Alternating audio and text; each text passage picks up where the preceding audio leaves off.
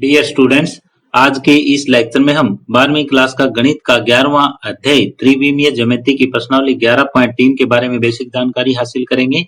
वह इसी प्रश्नावली के उदाहरण नंबर 19 से उदाहरण नंबर 25 तक हल करेंगे। डियर स्टूडेंट्स, यदि आपको ये वीडियो पसंद आए तो अपने दोस्तों के साथ इसे शेयर कीजिए, लाइक कीजिए। यदि आप इस चैनल पे नए हैं या आपने अभी तक इस चैनल को सब्सक्राइब नहीं किया है तो प्लीज इस चैनल को सब्सक्राइब कर लें और बेल आइकॉन भी साथ में दबा लें ताकि आने वाले वीडियोस के नोटिफिकेशन आप तक पहुंचते रहें। तो आज के लेक्चर की शुरुआत हम समतल के समीकरण का अंतःखंड रूप इससे कर रहे हैं, यानी कि intercept form of the equation of a plane. किसी भी प्लेन की इंटरसेप्ट फॉर्म की इक्वेशन। इंटरसेप्ट फॉर्म जैसे ये एक कोऑर्डिनेट सिस्टम हमने ले लिया, X axis, Y axis, Z axis, और ये एक हमने यहाँ से समतल गुजरा है यहाँ से, जो एक्स एक्सिस को ए पर प्रतिच्छेद करता है, वाई एक्सिस को बी पर प्रतिच्छेद करता है और जेड एक्सिस को सी पर प्रतिच्छेद करता है। तो ये दूरी हमने ओ से ए तक ए मानी, ओ से बी तक बी मानी और ओ से सी तक सी मानी। तो ये अंतःखंड जो है एक्स एक्सिस पर ए है, वाई एक्सिस पे अंतःखंड बी है और जेड एक्सिस पे अंतःखंड सी है। तो ये बिंदु ए आ जाएगा हमारे पास। ये दूरी यदि ए है तो ए 0 0 और ये दूरी बी है तो वाई एक्सिस पे जो बिंदु बनेगा वो 0 बी 0 होगा और जेड एक्सिस पे जो बिंदु बनेगा वो 0 0 सी होगा, क्योंकि यहाँ पे जो ये इंटरसेप्ट है ये सी है। यहाँ पे इंग्लिश में अगर आप बात करो तो एक्स इंटरसेप्ट ए है, वाई इंटरसेप्ट बी है और जेड इंटरसेप्ट सी है। तो अब हमें इस प्लेन की इक्वेशन ज्ञात करनी है। तो मान लेते हैं कि इसका जो समीकरण है प्लेन का, माना समतल का समीकरण, जो समतल का समीकरण है उसको इस तरीके से मानते हैं कि ax plus by plus cz और प्लस में d बराबर 0 और यहाँ पे d 0 नहीं है। तो पहले ये देखो, ये a 0 0 से गुजरता है तो इसका मतलब x की जगह a, y की जगह 0, z की जगह 0। तो यहाँ से a इंटू a प्लस ये 0 हो जाएगा, ये 0 हो जाएगा और प्लस में d बराबर 0। यहाँ से हमारे पास किसका वैल्यू आ जाएगा, यहाँ से a की आ जाएगी। a बराबर आ जाएगा यहाँ से माइनस d बटे a। अब ये कहाँ से गुजरता है, 0 b 0 से गुजरता है, यानी ये लिखो a 0 0 से अगर ये गुजरता है तो ये 0 b 0 से अगर ये गुजरता है तो ये पार्ट 0 हो जाएगा, ये 0 हो जाएगा। तो 0 प्लस बी, वाई की जगह b और c इंटू 0 तो 0 हो जाएगा, प्लस में d बराबर 0। तो यहाँ से b का मान आ जाएगा आपके पास माइनस d बटे b। यदि ये बिंदु 0 0 c से प्लेन गुजरता है, इसको नंबर 1 दे दो, अगर यहाँ से गुजरता है तो ये दोनों पार्ट 0 हो जाएंगे और ये c into small c plus में d बराबर 0 और यहाँ से c का मान आ जाएगा माइनस d बटे c। अब a b c का मान उठा के कहाँ रख दो, समीकरण 1 में। ये a b c का मान समीकरण 1 में रखने पर, जब 1 में रखेंगे हम तब ये आ जाएगा, a का मान रखो माइनस d बटे a into x minus d बटे b into y minus d बटे c इंटू जेड प्लस में d बराबर 0। यहाँ से माइनस d खत्म किया जा सकता है तो ये आ जाएगा x बटे a, माइनस d कॉमन लेके उधर सामने 0 है तो उससे भाग देंगे तो ये x बटे a प्लस y बटे b प्लस z बटे c माइनस 1 बराबर 0, ये आ जाएगा। तो चाहो तो आप इसको यहीं पे छोड़ दो, नहीं तो एक को उधर ले जाओ। x बटे a प्लस y बटे b प्लस z बटे c बराबर 1 अभिष्ट अंतःखंड समीकरण है। अभिष्ट समतल का अंतःखंड रूप समीकरण है। ये required intercept form of the plane है। तो ये देखो, यदि आपका x इंटरसेप्ट a है, y इंटरसेप्ट b है, z इंटरसेप्ट c है, तो जो इसकी समीकरण बनेगी वो x बटे a यानी x बटे x इंटरसेप्ट प्लस y बटे y इंटरसेप्ट प्लस z बटे z इंटरसेप्ट बराबर 1। अब एक उदाहरण करते हैं, उससे ये आपको बहुत अच्छी तरह से क्लियर हो जाएगा।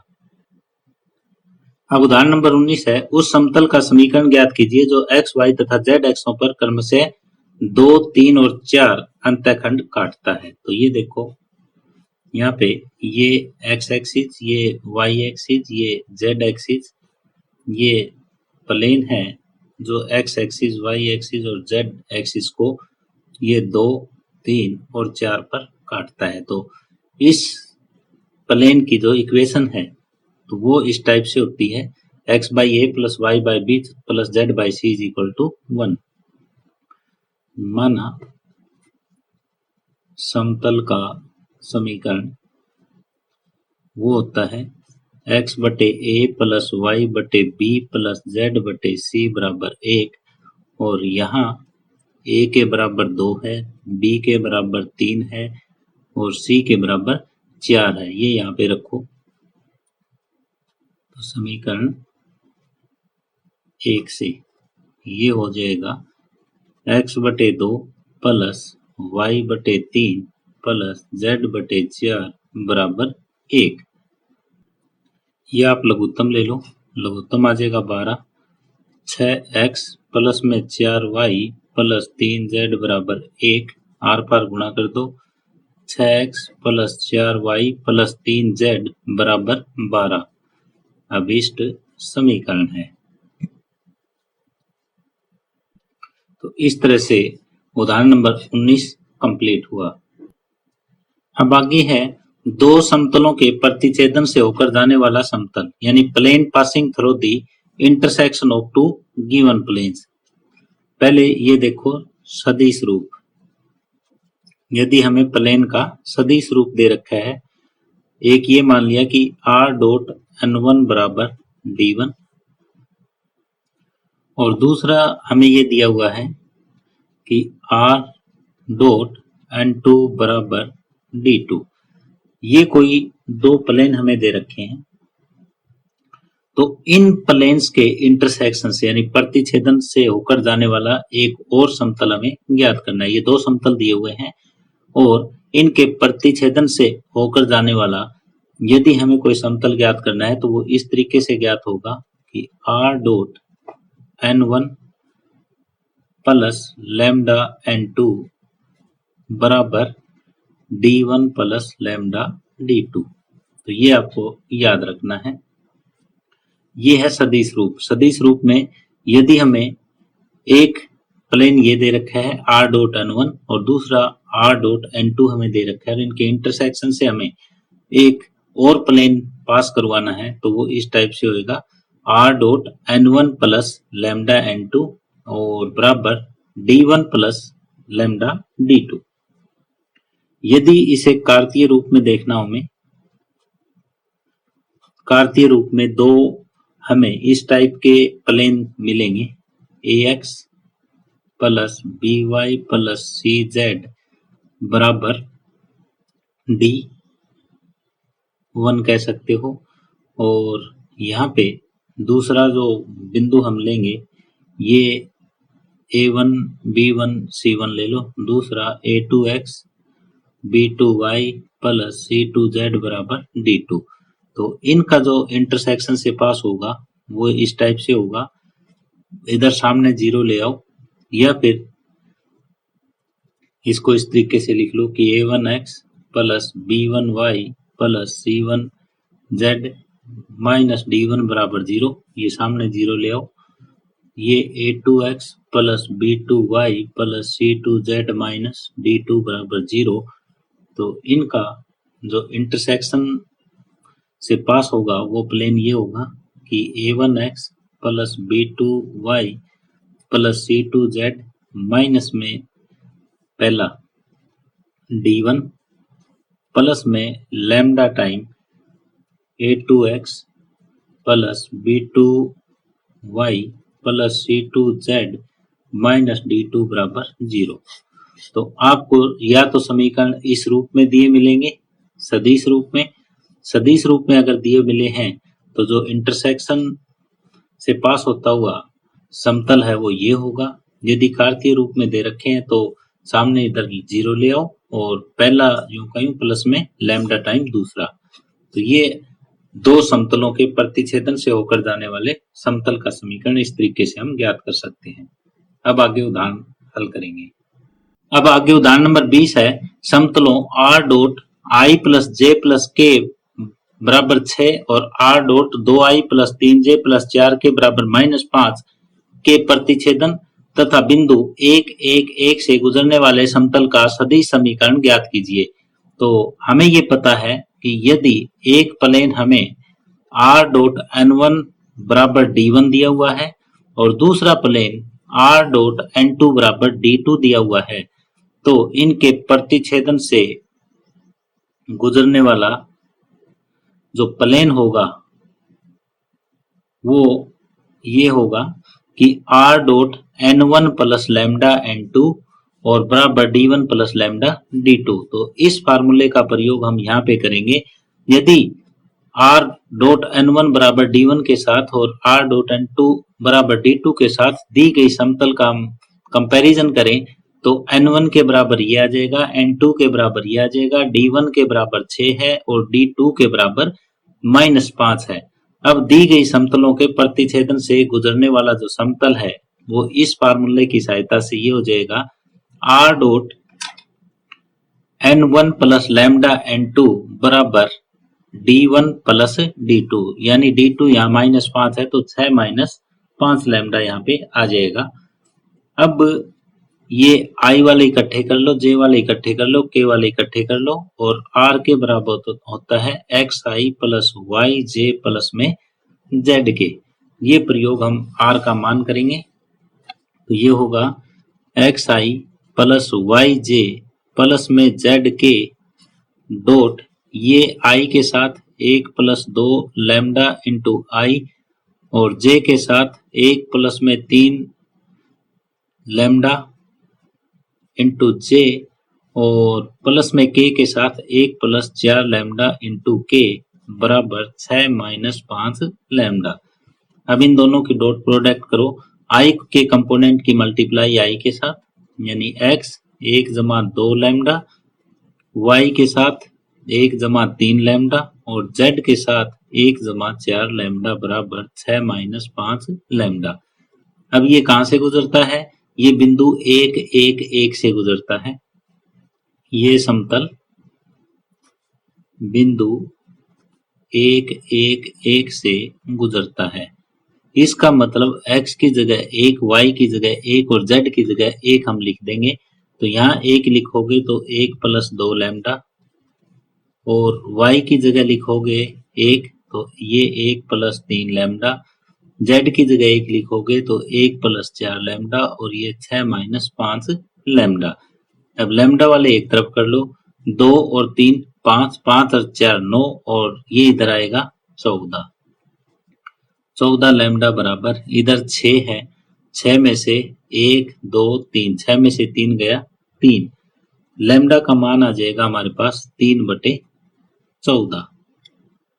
हमें समतल का सदिश समीकरण ज्ञात करना है, इसलिए इसको हम समीकरण 1 मानते हैं और लैम्डा का मान समीकरण 1 में हम रखेंगे। ये हमने लैम्डा का मान समीकरण 1 में रख दिया। तो यहाँ लैम्डा था और यहाँ लैम्डा था, दो जगह लैम्डा था, दोनों जगह 3/14 3/14 हमने रख दिया। तो यहाँ इस साइड में ये लघुत्तम हम 14 ले लेंगे तो r डॉट ये 1/14 यहाँ नीचे आ जाएगा।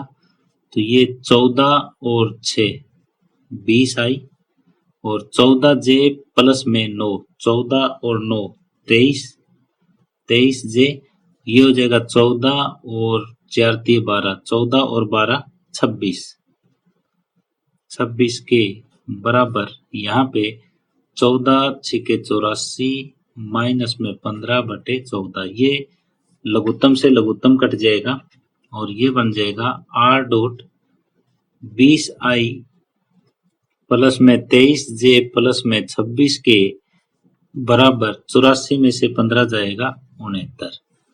ये अभीष्ट समतल का समीकरण है।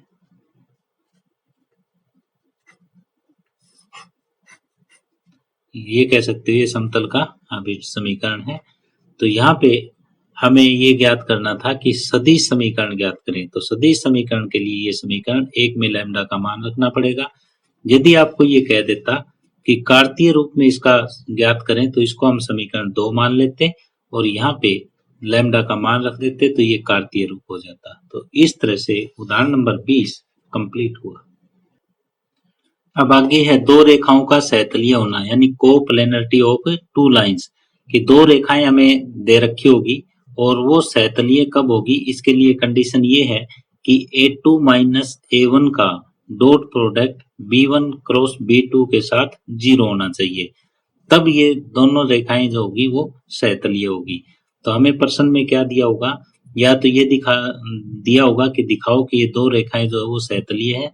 तो यदि ये कंडीशन लागू हो जाएगी तो ये सहतलीय है। ये रेखाएं जो है वो सदिश रूप में हमें दे रखी थी। यदि हमें ये कार्तीय रूप में दे रखी होती तो ये रेखाएं किस टाइप से होती।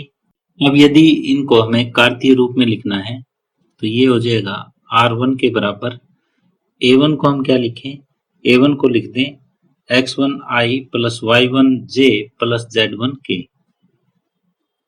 x1i plus y1j plus z1k ये लिख सकते हैं। प्लस में लैम्डा टाइम B1 को हम क्या लिख दें A1i plus B1j plus C1k ये लिख सकते हैं।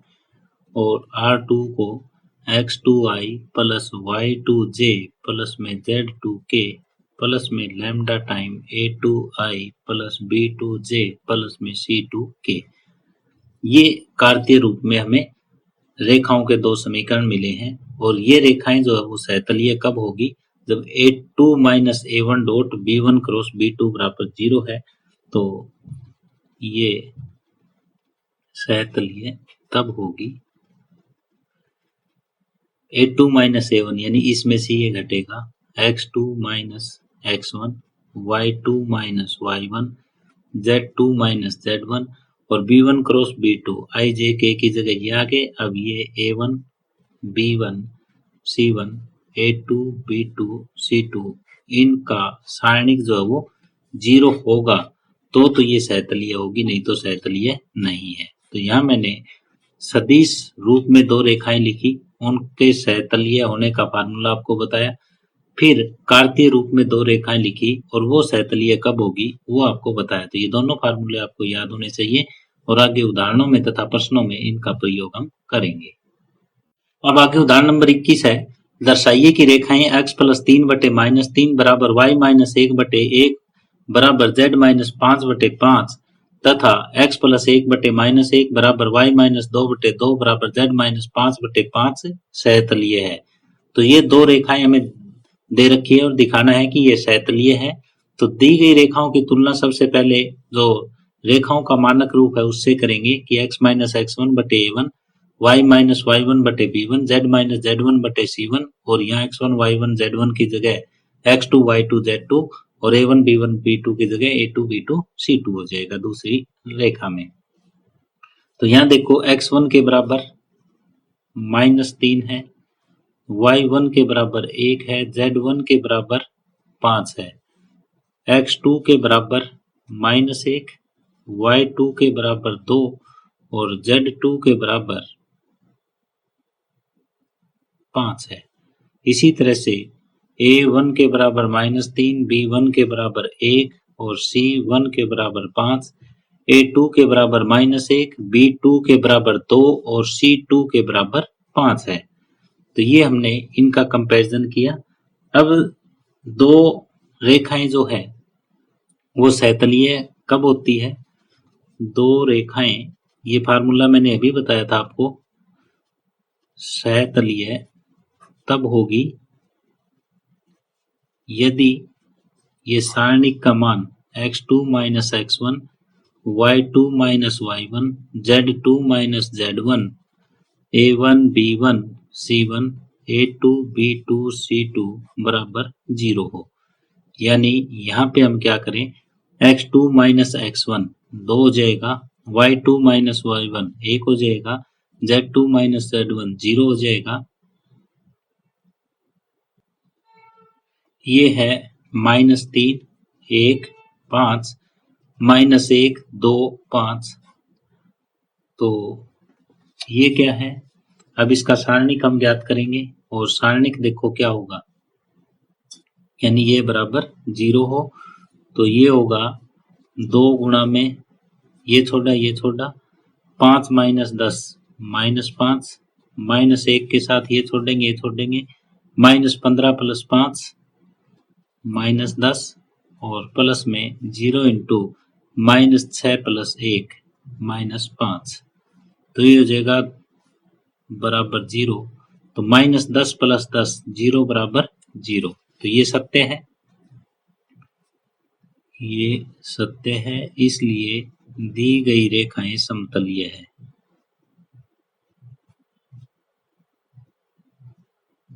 तो आपको सिर्फ फार्मूला आना चाहिए। हमें यहाँ पे 2 रेखाएं दे रखी थी, 2 रेखाओं की तुलना मैंने मानक रूप से किया।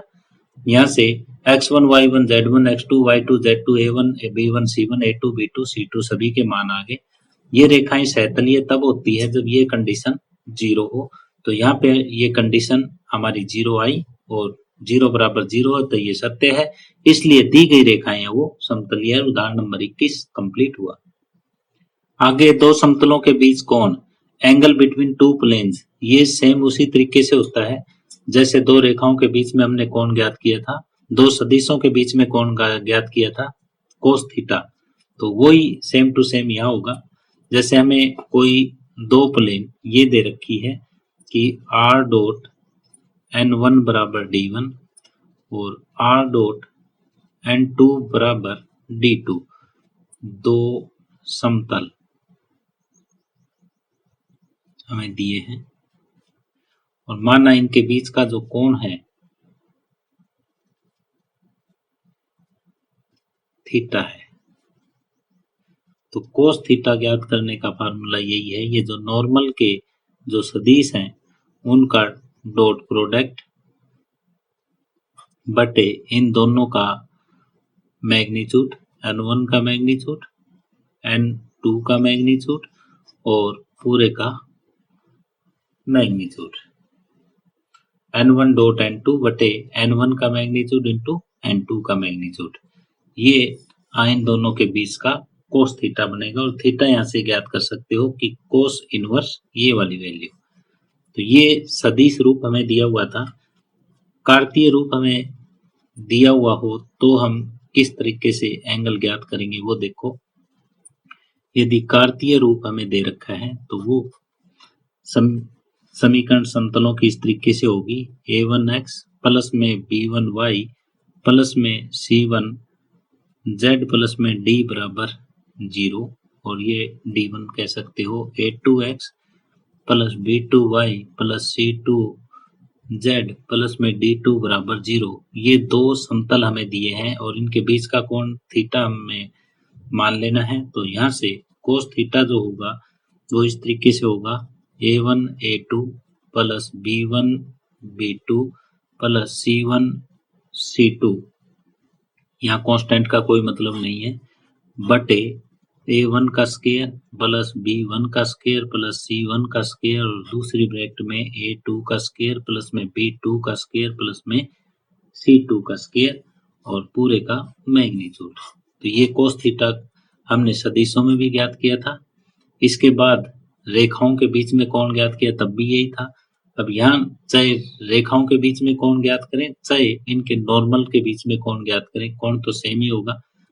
ये सदिश रूप है, ये कार्तीय रूप है। अब उदाहरण की सहायता से आप इसको और अच्छी तरीके से सीख पाओगे। तो नेक्स्ट हम उदाहरण हल करते हैं। अब उदाहरण नंबर 22 है, 2 समतलों 2x plus Y minus 2z बराबर 5 और 3x minus 6y minus 2z बराबर 7 के बीच का कोण सदिश विधि से ज्ञात कीजिए। यदि हमें सदिश विधि से ज्ञात करना है तो n1 यानी इस प्लेन के नॉर्मल में जो सदिश आएगा वो क्या आएगा, वो आ जाएगा 2i प्लस में j माइनस में 2k। और दूसरी जो प्लेन है उसके नॉर्मल का जो सदिश होगा वो ये आ जाएगा 3i minus 6j minus 2k। जो इनके ये कांस्टेंट है, इनका हमें कोई मतलब नहीं लेना, क्योंकि नॉर्मल के जो सदिश है वो ही हमें लेने हैं।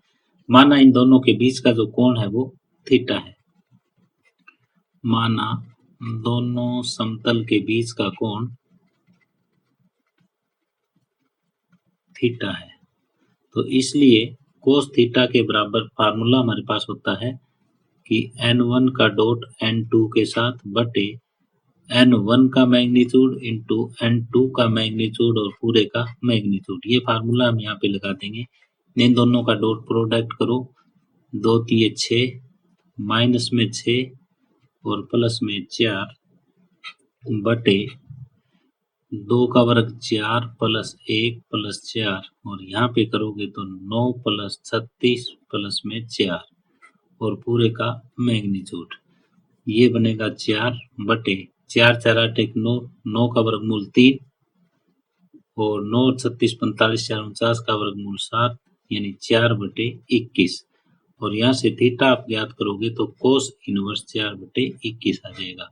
तो यहाँ हमें दो प्लेन दे रखी थी और सदिश विधि से हमें इनके बीच का कोण ज्ञात करना था। तो पहले जो प्लेन है इसका नॉर्मल सदिश हम ज्ञात करेंगे, फिर दूसरे प्लेन के नॉर्मल का सदिश ज्ञात करेंगे और दोनों के बीच का ये फार्मूला लगाएंगे तो हमारे पास थीटा आ जाएगा। इस तरह से उदाहरण नंबर 22 कंप्लीट हुआ। उदाहरण नंबर 23 है, दो समतलों 3x minus 6y plus 2z बराबर 7 और 2x plus 2y minus 2z बराबर 5 के बीच का कोण ज्ञात कीजिए।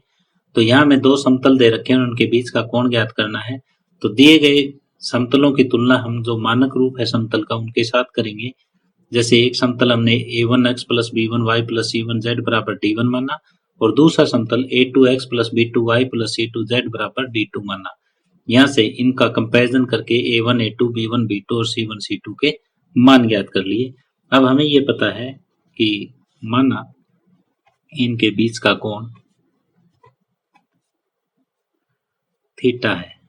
यदि इनके बीच का कोण थीटा है तो कोस थीटा के बराबर ये हो जाएगा a1 a2 plus b1 b2 plus c1 c2 बटे a1 का स्क्वायर प्लस b1 का स्क्वायर प्लस c1 का स्क्वायर और दूसरी ब्रैकेट में a2 का स्क्वायर प्लस b2 का स्क्वायर प्लस c2 का स्क्वायर और इसका मैग्नीट्यूड ये आ जाता है। तो ये मान हम यहाँ पे रख देंगे, सारे मान हमारे पास है। तो कोस थीटा के बराबर a1 इंटू a2 6 आ जाएगा, b1 इंटू b2 माइनस 12 आ जाएगा, c1 इंटू c2 माइनस 4 आ जाएगा बटे a1 का स्क्वायर 9 प्लस 36 प्लस में 4 और ये 4 प्लस 4 प्लस 4 4 प्लस 4 प्लस 4 ये आया। अब इसको सोल्व करो तो ये आ जाएगा 12 और 4 16, 16 में से 6 गए 10 विद नेगेटिव साइन। तो ये माइनस 10 बटे 36 9 45 4 49, 49 का वर्गमूल हो जाएगा 7 और ये 4 4 8 4 12। तो इसको 12 को हम लिख सकते हैं 4 गुणा 3, तो 4 गुणा 3 इसका वर्गमूल और पूरे का मोड। कोस थीटा के बराबर माइनस 10 बटे 4 का वर्गमूल 2, 7 दूनी 14 वर्गमूल 3 ये आ जाएगा। तो अब ये मोड से बाहर ज्ञात करोगे तो प्लस 10 बटे 14 वर्गमूल 3, वर्गमूल 3 से भाग दे लो, वर्गमूल 3 से गुणा कटता हो तो काट दो, 2 5 10 2 7 14। तो ये आ जाएगा 5 वर्गमूल 3 बटे 7 दिए 21 और हमें थीटा का मान चाहिए तो ये आ जाएगा कोस इनवर्स 5 वर्गमूल 3 बटे 21। ये वर्गमूल 3 से गुणा 3 से भाग इसलिए किया क्योंकि नीचे वर्गमूल 3 था और ये माइनस का प्लस इसलिए हो गया क्योंकि ये मैग्नीट्यूड था। इस तरह से हमने थीटा का मान ज्ञात कर दिया। इस और उदाहरण नंबर 23 कंप्लीट हुआ। अब आगे है समतल से दिए गए बिंदु की दूरी ज्ञात करना, distance of a point from a plane. जैसे ये x axis y axis z axis है, यहाँ पे कोई बिंदु P है और ये एक प्लेन है P का जो स्थिति सदिश है वो हमने A मान लिया और इस प्लेन का इक्वेशन R डॉट n बराबर D ये मान लिया। मान लेते हैं कि P एक बिंदु है जिसका स्थिति सदिश हमने A माना है और एक समतल जिसका समीकरण R डॉट n बराबर D माना है। तब बिंदु P से इस प्लेन का जो डिस्टेंस है यानी लंबिक दूरी है वो क्या हो जाएगी a dot n minus D बटे n का मैग्नीट्यूड। यदि मूल बिंदु से यहाँ की लंबिक दूरी ज्ञात करनी है तो यह आ जाएगा d का मैग्नीट्यूड बटे n का मैग्नीट्यूड, यानी d की वैल्यू अगर आपकी नेगेटिव है तो भी उसको पॉजिटिव कर देंगे। तो ये फार्मूला आपको ध्यान में रखना है। यदि किसी बिंदु P से लंबिक दूरी ज्ञात करनी है समतल की तो फार्मूला ये लगेगा। अगर मूल बिंदु से समतल की लंबिक दूरी ज्ञात करनी है तो फार्मूला ये लगेगा। यदि हमें कार्तीय रूप में डिस्टेंस ज्ञात करना पड़ जाए और वहां पे बिंदु P हम लेते हैं x1 y1 z1 और प्लेन लेते हैं ax प्लस by प्लस में cz बराबर d, ये हमने कोई प्लेन लिया। अब इस बिंदु से इस प्लेन का डिस्टेंस हमें ज्ञात करना है तो वो बिंदु P से दिए गए समतल की दूरी वो इस तरीके से ज्ञात होगी कि ax1 प्लस में by1 यानी x की जगह x1 रख दो, y की जगह y1, z की जगह z1, cz1 और ये d इधर आ जाएगा माइनस में d इसका मैग्नीट्यूड बटे a1 का स्क्वायर प्लस में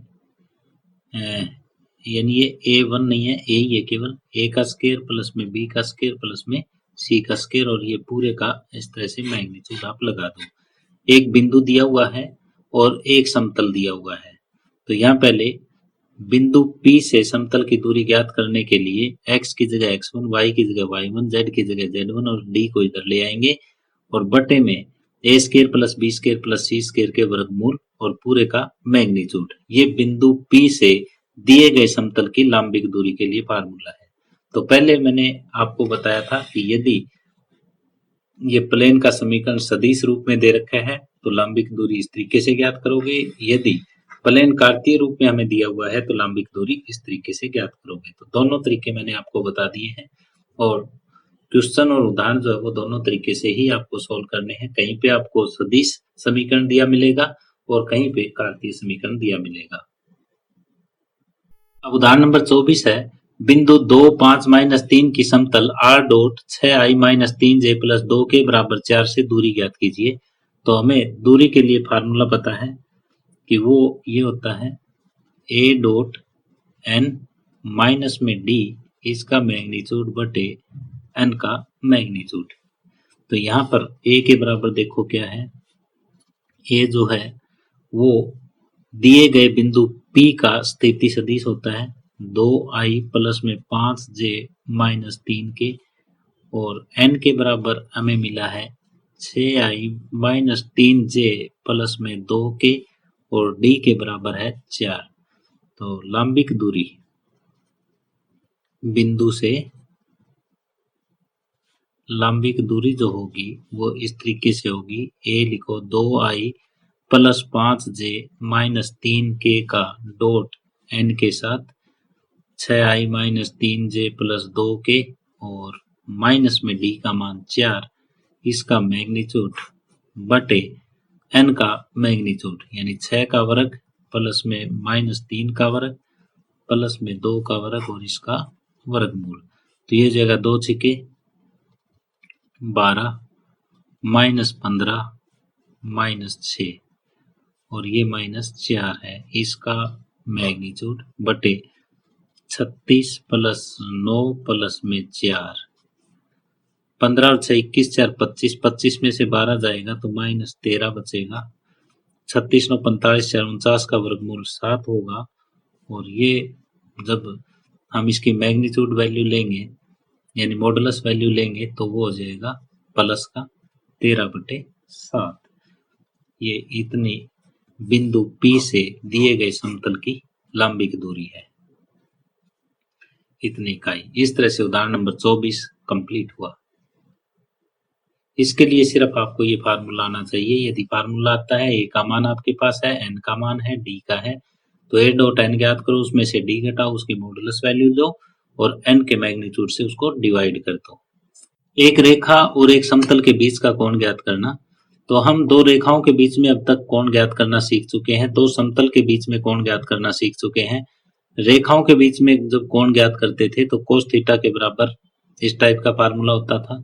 जब दो समतल के बीच में हमने कोण ज्ञात किया तब भी इस टाइप का एक फार्मूला हमने सीखा था, वो भी कोस थीटा में था। लेकिन जब एक रेखा और एक समतल के बीच में हमें कोण ज्ञात करना है तो उस समय यहाँ पे साइन थीटा आएगा। रेखा के समांतर एक सदिश हमारे पास बी है और समतल के नॉर्मल के सापेक्ष हमारे पास एक सदिश अन है। तो यहाँ का रेखा के समांतर और समतल के नॉर्मल के सदिश के बीच में हमें कोण ज्ञात करना है और वो साइन थीटा के बराबर बी डॉट एन बटे बी का मैग्नीट्यूड इंटू एन का मैग्नीट्यूड और पूरे का मॉडुलस इस तरीके से ज्ञात होगा। एक बार मैं रिपीट कर रहा हूं, यदि दो रेखाएं हमें दे रखी हैं तो उनके बीच का कोण ज्ञात करते समय यहाँ पे कोस थीटा का प्रयोग करेंगे। यदि दोनों समतल दे रखे हैं तो उस समय भी इन दोनों के बीच का कोण ज्ञात करते समय कोस थीटा का प्रयोग करेंगे। लेकिन जब एक रेखा और एक समतल हमें दे रखे हैं तो उस समय इनके बीच का कोण ज्ञात करना है तो यहाँ पे साइन थीटा का प्रयोग होगा। तो अब हम आगे उदाहरण हल करते हैं। अब आगे उदाहरण नंबर 25 है। रेखा x प्लस 1/2 बराबर y बटे 3 बराबर z माइनस 3/6 और समतल 10x plus 2y minus 11z बराबर 3 के बीच का कोण ज्ञात कीजिए। तो यहाँ पे रेखा और समतल के अभिलंब के बीच का कोण हम थीटा मान लेते हैं। माना रेखा तथा समतल के अभिलंब का कोण, अभिलंब के बीच का कोण हमने मान लिया थीटा है। तो इस रेखा को वेक्टर फॉर्म में यदि हम लिखना चाहें तो इस तरीके से लिख सकते हैं, -i प्लस 0j प्लस में 3k प्लस में lambda time 2i plus 3j plus में 6k। और यदि दिए गए समतल को वेक्टर फॉर्म में हमें लिखना है तो ये r डॉट 10i प्लस में 2j माइनस 11k बराबर 3 इस टाइप से लिखी जा सकती है। तो ये देखो, ये वही रूप हो गया कि r के बराबर a प्लस लैम्डा b और r डॉट 1 बराबर d। यहाँ से ये b का मान है और ये n का मान है। यहाँ b बराबर हो जाएगा कितना, 2i प्लस में 3j प्लस में 6k और n के बराबर 10i प्लस में 2j माइनस 11k। ये आया। इन दोनों के बीच का एंगल हमने थीटा मान रखा है तो साइन थीटा के बराबर b डॉट n बटे b का मैग्नीट्यूड इंटू n का मैग्नीट्यूड और पूरे का मॉडुलस। b डॉट n करो 2i प्लस में 3j प्लस में 6k डॉट 10i प्लस में 2j माइनस 11k बटे ये 2 का स्क्वायर 4, 3 का 9, 6 का 36, ये 100 प्लस में 4 प्लस 121 और पूरे का मॉडुलस। ये हो जाएगा। सिर्फ सॉल्यूशन अब इसका करना है हमें। साइन थीटा बराबर 2 गुणा 10 20, 3 गुणा 6 माइनस 66 बटे 36 9 45 4 49 और 221 4 225 66 और में से 26 माइनस के 40 बचेंगे, 7 15 7 105। तो ये 5 8 40, 5 से 21 और माइनस 8 का मोड प्लस 8 और प्लस 8 बटे 21। तो थीटा बराबर हो जाएगा साइन इनवर्स 8 बटे 21। इस तरह से एक रेखा जो हमें दे रखी थी और एक समतल दिया हुआ था उसके बीच का कोण हमने ज्ञात किया और उदाहरण नंबर 25 कंप्लीट हुआ। डियर स्टूडेंट्स, इसी के साथ ही आज का ये लेक्चर हम यही समाप्त कर रहे हैं।